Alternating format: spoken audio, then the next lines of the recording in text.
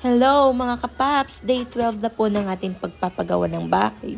At medyo po nahirapan po sila guys. Kasi po malalim po yung ating pagpapahukay. Height mo, Gaya na sabi ko nung nakaraang video, elevated po. Yung iba po dito ay nasa 2.5 meters yung lalim. Yung iba naman po ay 3 meters. Day 13, si Happy po ay nag-try din na hukay, pero konti lang po yung nahukay niya. Hindi niya po kinaya yan. Ang tigas. Ito po guys, 12 na butas po. Bali, 2, 4, 6, 7 na po yung nalagay nila. At binubuhusan na po nila yung ilalim.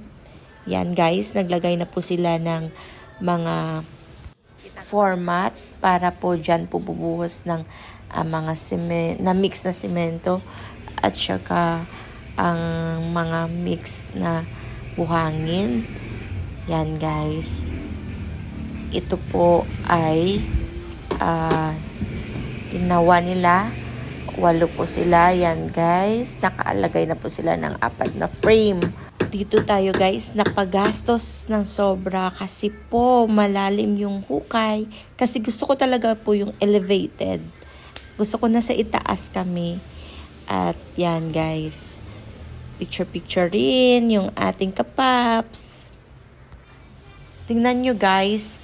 Kung ano kataas yung tatambakan ng buhangin. Yan guys. So yung level sa itaas.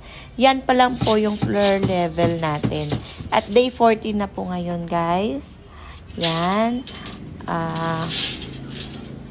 Sabi ni Foreman, Saturday pa sila bubuhos, pero ngayong day 40, Wednesday pa lang po, may format na sila.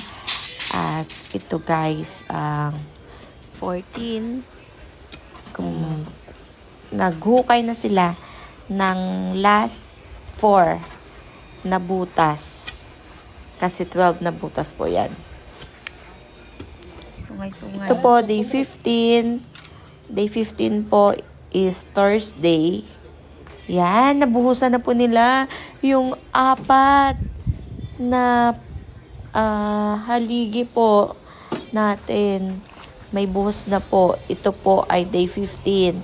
Ang day 15 po ay Thursday. Pero sabi ni Foreman, Saturday pa. Yan.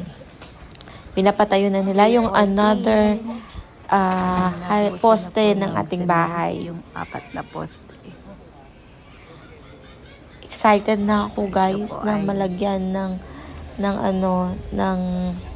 slab. Ang 7 na poste na nilagay. Baka hanggang poste lang tayo ng bahay guys at slab.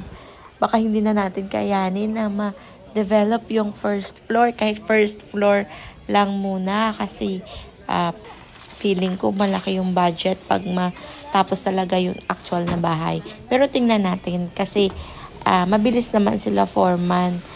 Kung sabi niya nga in 2 weeks naglalagay na sila ng slab. Kaso nahirapan lang sila dito sa aming lote kasi po matigas yung lupa at dapat palalim po yung kanilang hukayin. Yan guys, nakuha na po yung formas ng ating haligi at ililipat po nila dito sa kabila. Tingnan natin bukas kung malipat nila. Kasi ito po ay Friday, day 16 ng pagpapagawa ng bahay. Last day ng third week natin guys. At ito kahit umuulan, gumagawa sila.